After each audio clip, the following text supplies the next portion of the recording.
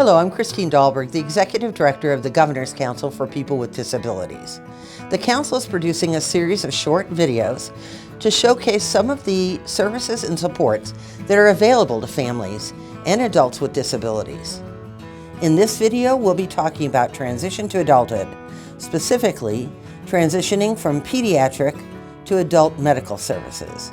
Today, we're going to meet two families who will tell us their stories about medical transition, the Paxtons and the Delaney's. Each story is unique, just as every individual's healthcare needs are unique. And we'll also hear from Dr. Mary Ciccarelli, Director of the Center for Youth and Adults with Conditions of Childhood. She'll share best practices for embarking on your medical transition journey. Healthcare transition, most simply, is continuous, uninterrupted, good healthcare moving from the pediatric health system to the adult health system. My name's Mary Ciccarelli. I'm an internal medicine and pediatric trained physician, and I work for the Indiana University School of Medicine. One of my jobs is to help direct a program called the Center for Youth and Adults with Conditions of Childhood. That's CYACC, and we call it Kayak. We're a team of nurses and social workers and physicians who help serve youth and young adults who have complex health conditions as they move from pediatric to adult care. I'm David Paxton. My name is Paxton. Angela Paxton. So Maddie has a condition called Cornelia de Lange syndrome. She also has autism. She's on the autism spectrum. So I'm Mary Delaney. I am Megan Delaney.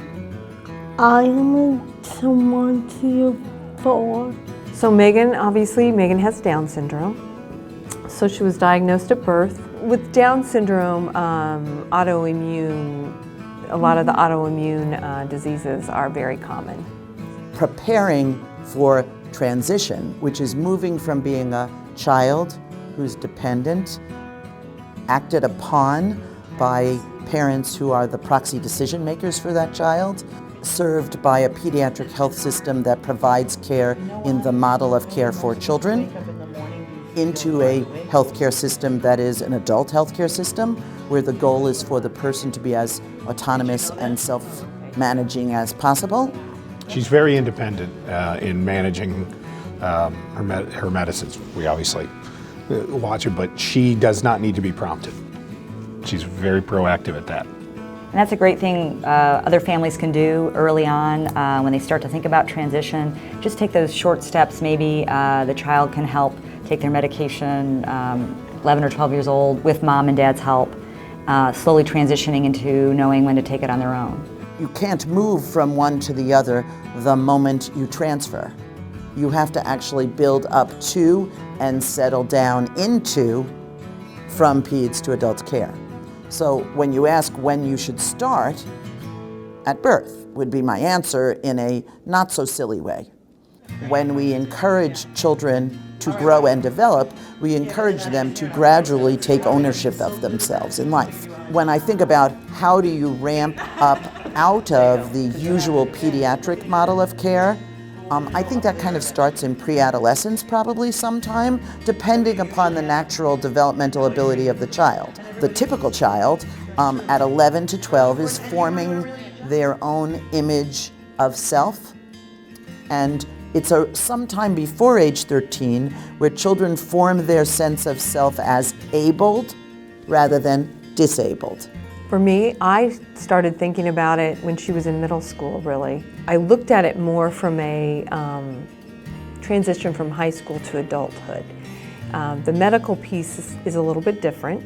So I started thinking about it then. We're still going through it now. It's not been an easy process, to say the least. Pretty much from the moment we first had an inkling that Maddie had any issues at all, she'd been proactive about everything, saying we need to start to think about transitioning into adulthood because that's coming up very soon. And I scoffed because, that's 5, 6, 7 years down the road, but it's here already. So how do we begin to think about in that age what it means to begin to self-manage in some capacity? How do I begin to own my own responsibilities rather than have my parent or caregiver do all for me? And that varies in every household, so there isn't a script that one can exactly follow because everyone's an individual. When she was a lot younger, I started asking a lot of questions about who was someone good that she could go to see. Parents are already thinking about these things without thinking about it with specificity to healthcare. When I handed my oldest the car keys for the first time for him to drive on his own, I was stepping back with a giant step in my head. And I had to think about what did that mean and what risk was I taking and how would I best support him to be successful. Because of the background I have, I thought I was more on top of that, but when you actually are there and going through it, I realized when we were meeting with Dr. Ciccarelli that some of the questions he'd asked, I didn't know if she could do because we'd never really tried it. So, shame on me as a parent. Sometimes we can be the worst enablers of our kiddos.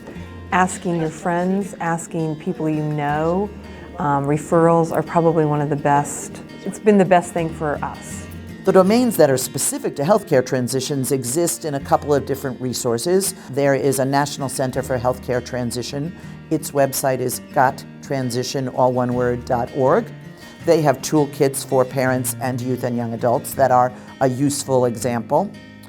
Kayak has its own page on the Riley Children's website. There's also a supplemental pages to that are called Transition to Adulthood and have some preliminary ideas and suggestions of questions for parents to begin thinking about. There are tools like inventories that you can use to kind of think about what are the steps to navigating my own healthcare. I'd recommend starting to ask questions, lots of questions early on, but I tell you, the biggest resource, I think, for us, and I know for other families, has been those families that have gone before you and have already paved the way and reaching out to them. Any organizations, Family Voices, Ask, any of those can be a huge help in that regard.